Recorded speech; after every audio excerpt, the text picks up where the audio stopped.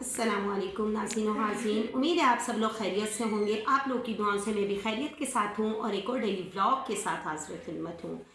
नाज़रीन व हाज़रीन, यहाँ आज जो मैं व्लॉग बना रही हूँ वो थोड़ी हुज़ूर पाक सल्लल्लाहु अलैहि वसल्लम की अहादीस पर मबनी है कि हुज़ूर पाक सल्लल्लाहु अलैहि वसल्लम का इरशाद है कि एक मरतबा नबी पाक सल्लल्लाहु अलैहि वसल्लम के पास एक खातून तशरीफ़ लाई और उसने अर्ज़ किया कि या रसूलुल्लाह सल्लल्लाहु अलैहि वसल्लम, मेरा शौहर जो है, मेरा खाविन, वो मुझसे मोहब्बत नहीं करता।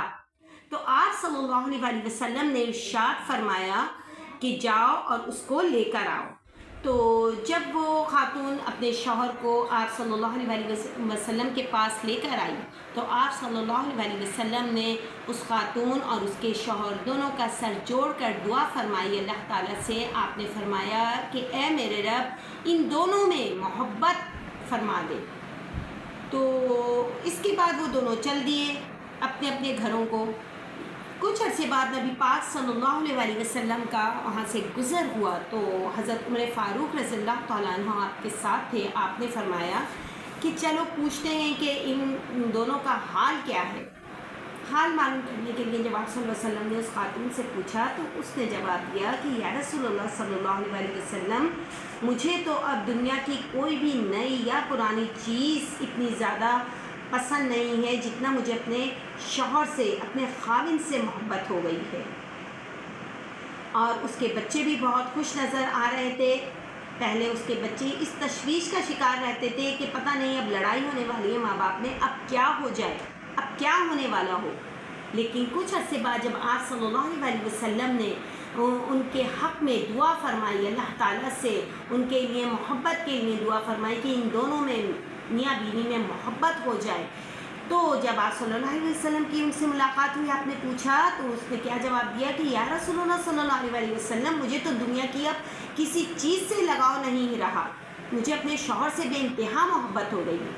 तो आप सल्लल्लाहु अलैहि वसल्लम ने उससे पूछा कि तुम्हारे खाविन का क्या हाल है। तो उसने बोला या रसूलुल्लाह सल्लल्लाहु अलैहि वसल्लम, उसका भी यही हाल है, उसको भी अब दुनिया की और किसी चीज़ से मोहब्बत नहीं है सिवाय मेरे।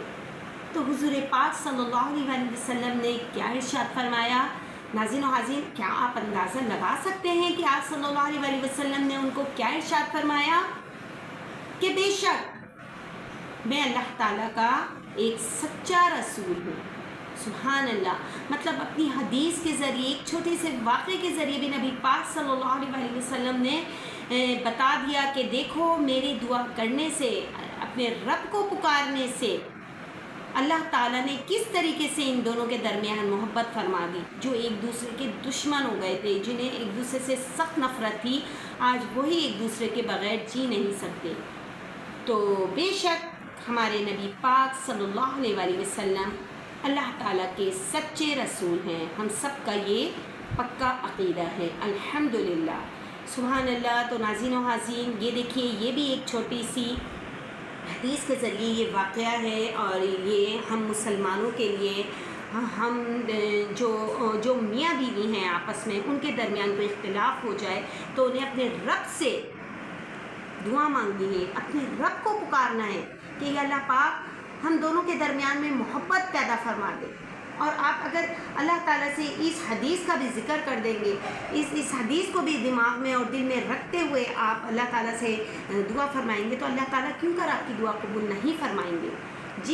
जो दुआ हमारे नबी पाक सल्लल्लाहु अलैहि वसल्लम ने उन मियाँ बीवी के हक़ में अदा फरमाई थी।